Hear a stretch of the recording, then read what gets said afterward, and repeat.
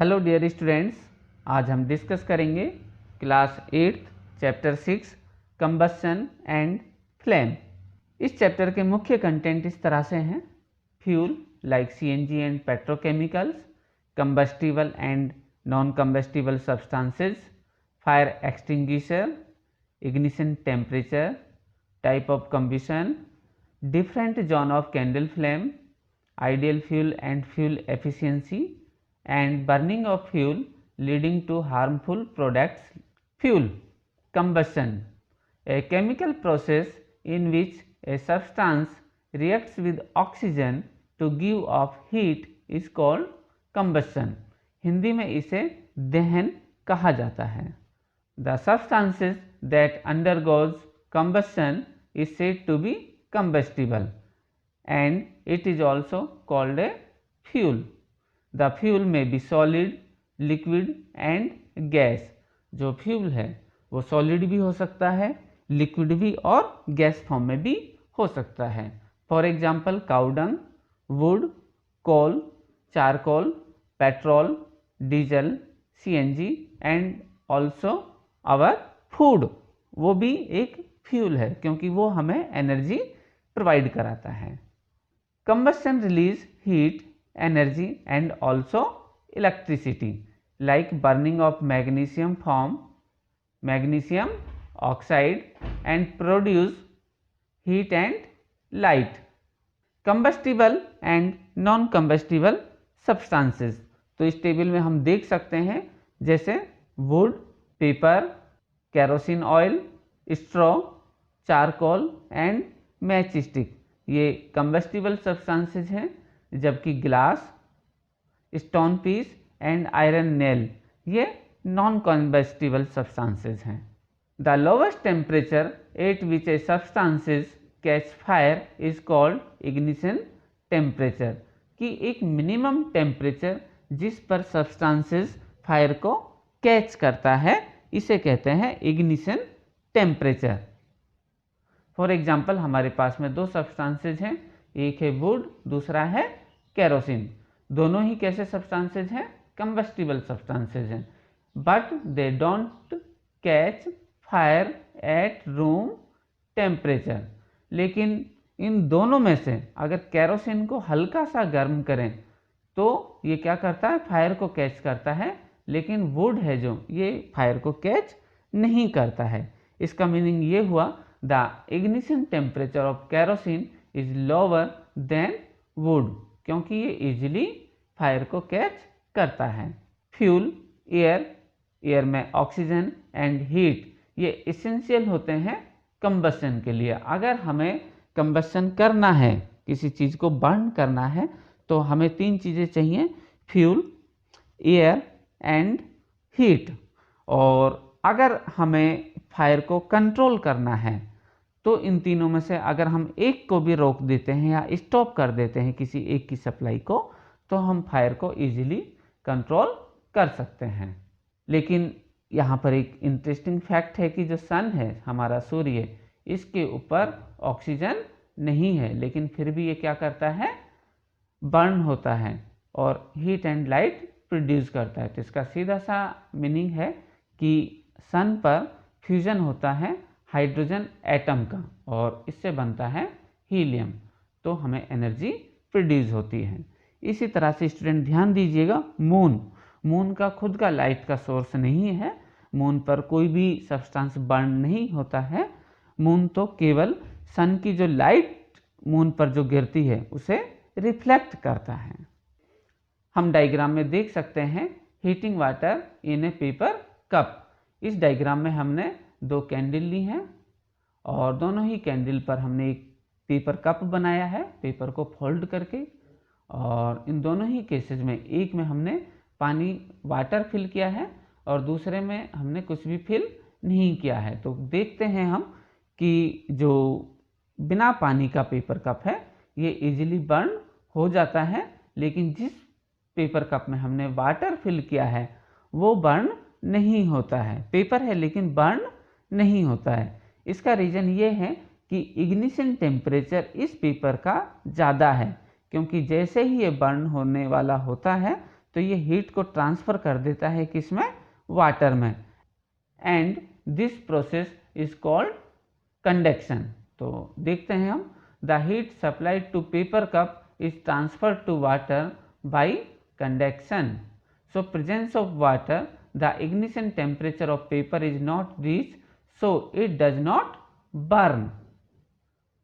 The substances which have very low ignition temperature can easily catch fire with flame are called inflammable substances. तो यहाँ पर ये जो paper है इसका इग्निशन टेम्परेचर कम होता है तो ये इजीली बर्न होता है, फायर को कैच करता है। तो इस तरह की सब्सटेंसेस को हम इनफ्लेमेबल सब्सटेंसेस कहते हैं। एग्जांपल्स जैसे petrol, alcohol, LPG, CNG, diesel etcetera. Fire extinguisher, fire extinguisher मतलब आग को बुझाने वाला। तो यहाँ पर हम फायर एक्सटिंग्विशर में यूज करते हैं water and CO2 based extinguisher. तो जो वाटर है ये एक बेस्ट फायर एक्सटिंग्विशर है, लेकिन ये केवल किस पे वर्क करता है, वुड एंड पेपर पर। अगर पेपर में आग लगी है या वुड में है तो पानी इसे आसानी से बुझा सकता है, लेकिन it is not suitable for electric, oil and petrol fire, क्योंकि ये इलेक्ट्रिक के लिए, ऑयल और पेट्रोल के लिए सूटेबल नहीं है, क्योंकि water is a good conductor of heat and electricity. तो इलेक्ट्रिसिटी के केस में इलेक्ट्रिसिटी के लिए क्या है, वाटर अगर हम यूज़ करेंगे तो water is a good conductor of electricity, so it can harm those trying to control the fire of electricity.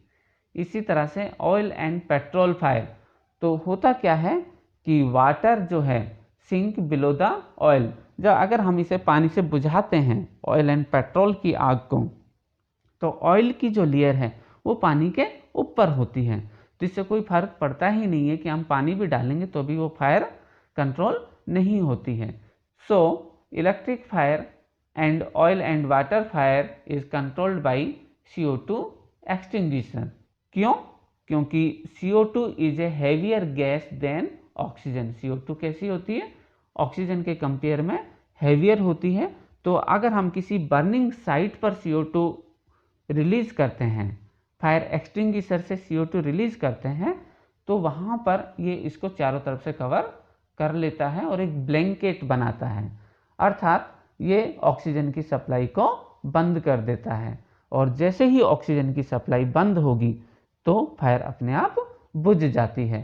So it is a good for electric equipments because it does not harm the electric equipments. Fire extinguisher, it is an active fire protection, movable and portable device used to extinguish or control fire. CO2 can be stored in cylinder at high pressure as a liquid or powder form. ये जो cylinder है हमारे पास में fire extinguisher, इसमें CO2 भरी हुई होती है, या तो लिक्विड फॉर्म में या फिर पाउडर फॉर्म में कंप्रेस्ड की हुई होती है। When CO2 released from the cylinder, CO2 expand enormously in volume and cool down. So it not only forms a blanket around the fire, it also bring down the temperature of the fuel.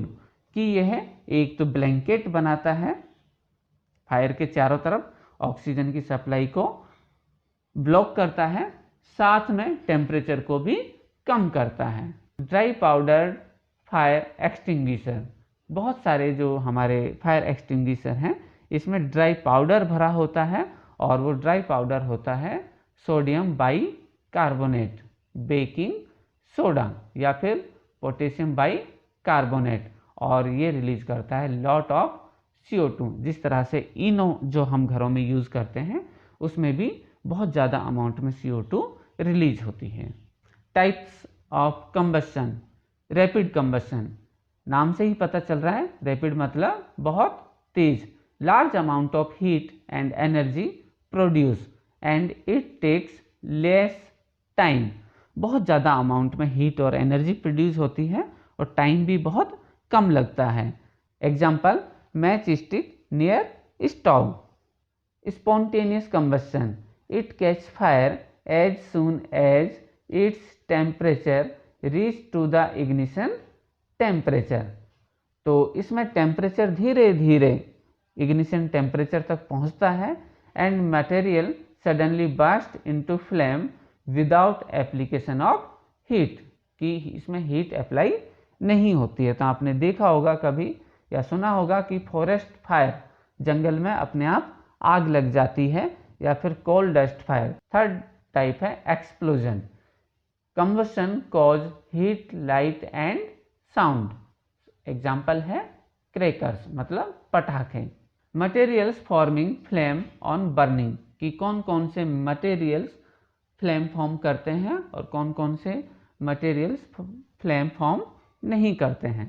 तो इसमें candle, magnesium, camper and kerosene, ये substances जो हैं पांचों ही ये flame form करते हैं, जबकि चारकोल ये फ्लेम फॉर्म नहीं करता है।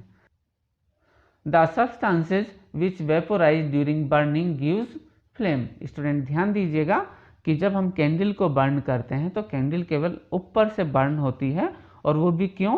क्योंकि वैक्स वेपर में कन्वर्ट होता है, वेपराइज होता है, तो वो बर्न होता है, और कैंडल का जो वैक्स है वो बर्न नहीं होता है। For example kerosene oil and molten wax rise through the wick and are vaporise during burning and form flame.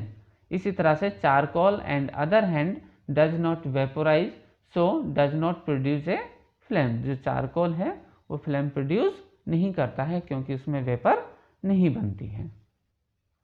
Unburned hydrocarbon and heat transfer through metal. तो आप डायग्राम में देख सकते हैं कि अनबर्न्ड हाइड्रोकार्बन, सबसे पहले कि हमने एक स्लाइड ली है, स्लाइड को साइड से पकड़ा हुआ है, जब हम इसे कैंडल से बर्न करते हैं तो देख सकते हैं डायग्राम में कि यहाँ पर ब्लैक कलर के स्पॉट बन जाता है। तो ये ब्लैक कलर स्पॉट क्या है?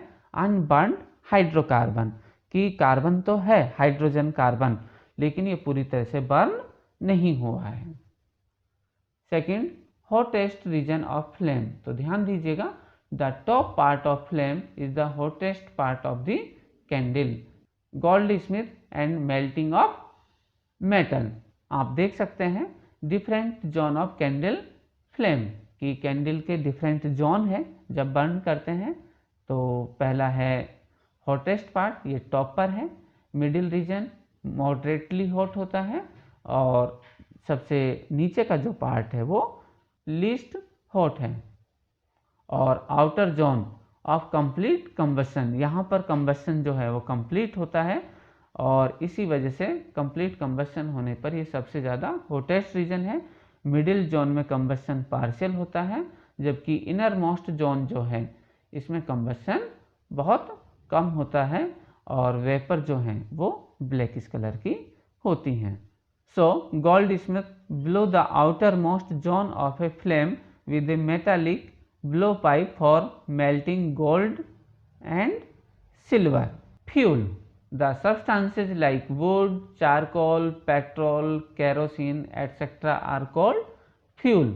फिर आइडियल फ्यूल, जो आसानी से अवेलेबल हो, चीप हो, burning within air at moderate rate, जो एक मॉडरेट रेट पे बर्न होता हो, ऐसा नहीं हो कि जल्दी से ख़त्म हो जाए या फिर बहुत धीरे धीरे बर्न हो, and produce a large amount of heat and does not leave behind any undesirable substances. अर्थात अनबर्न हाइड्रोकार्बन नहीं बचना चाहिए। तो लेकिन आइडियल फ्यूल अभी तक ऐसा कोई नहीं है, क्योंकि कुछ ना कुछ फ्यूल में जो इतनी सारी रिक्वायरमेंट है वो उसको पूरा नहीं करता है। Fuel efficiency, the amount of heat energy produced on complete combustion of 1 kg of a fuel is called calorific value. तो 1 किलो जो फ्यूल है उसके कंप्लीट कंबशन पर जो हीट एनर्जी प्रोड्यूस होती है उसे कहते हैं calorific value, and it expressed in kilo joule per KG. तो यहाँ पर एक टेबल दी हुई है कि जो फ्यूल है और उसकी कैलोरीफिक वैल्यू में। तो पहला है काउडंग केक, इसकी 6000 से 8000 होती है। और आप देख सकते हैं इसमें मैक्सिमम है हाइड्रोजन की, लगभग 1,50,000 kilojoule per kg. Burning of fuel lead to harmful products. जब हम किसी फ्यूल को बर्न करते हैं तो carbon fuel like wood, coal, petroleum release unburned carbon and these are dangerous pollutants causing respiratory disease such as asthma and allergy। आपने vehicles में भी देखा होगा, पेट्रोल और डीजल के जो व्हीकल्स हैं, चाहे वो बाइक हो, तो उनका जो साइलेंसर जो होता है, जहाँ से एयर रिलीज होती है बाइक से, तो वहाँ पर ब्लैक कलर कुछ डिपॉजिट होता है, तो वो होता है अनबर्न्ड कार्बन और ये कोज करता है अस्थमा एंड एलर्जी, क्योंकि ये प्रोड्यूस करता है sulphur dioxide and nitrogen dioxide gases. Second important है इनकम्प्लीट कंबस्शन। इनकम्प्लीट कंबस्शन जो फॉसिल फ्यूल है उनका अगर हो तो ये रिलीज करते हैं कार्बन मोनोऑक्साइड गैस। और कार्बन मोनोऑक्साइड गैस कैसी गैस होती है? पॉइजनस गैस होती है और ये काफ़ी डेंजरस है। तो होता क्या है कि जब हम रात को सो जाते हैं सिगड़ी जलाकर, जैसे सिगड़ी जलाते हैं ना सर्दियों में, इस तरह से, तो कार्बन मोनोऑक्साइड गैस रिलीज होती है। तो ये कार्बन मोनोऑक्साइड गैस जब हमारी बॉडी में एंटर होती है तो एंटर होने पर हमारी बॉडी में जो आरबीसी है, रेड ब्लड सेल, वो ऑक्सीजन की सप्लाई करती है। तो ये ऑक्सीजन की जगह पर जाकर अटैच हो जाती हैं और अटैच होने पर क्या होगा, कार्बन मोनोऑक्साइड गैस अटैच हो गई तो ऑक्सीजन की सप्लाई बॉडी में नहीं हो पाती है, जिसकी वजह से ऑक्सीजन की सप्लाई नहीं होगी तो क्या होगा, तो उस पर्सन की डेथ हो सकती है। इसके अलावा जो हार्मफुल गैसेज हैं, green house gases like carbon dioxide, sulphur dioxide, ये ग्लोबल वार्मिंग कोज करती हैं, क्योंकि ये ट्रैप करती हैं सोलर एनर्जी को और ट्रैप करने पर अर्थ के टेम्परेचर को राइज करती हैं। इसके अलावा acid rain, oxide of sulphur and nitrogen, जो है सल्फर ये बनाता है सल्फ्यूरिक एसिड, जबकि नाइट्रोजन ये बनाता है नाइट्रिक एसिड, और इस तरह की रेन को कहते हैं acid rain and it is very harmful for crops, buildings and soil. और deforestation, the cutting of trees lead to deforestation which is quite harmful to the environment. Frequently asked terminology: CNG, combustible and non-combustible substances, requirement for combustion, fire extinguisher, ignition temperature, type of combustion, different zone of candle flame, ideal fuel and fuel efficiency, burning of fuel lead to harmful product। तो CNG तो आप लोगों को मालूम है कि ये cleaner fuel है, इजीली अवेलेबल होता है, ये लेस पॉल्यूटिंग फ्यूल है और प्रेजेंट में इसका यूज़ व्हीकल्स में किया जाता है। Thank you.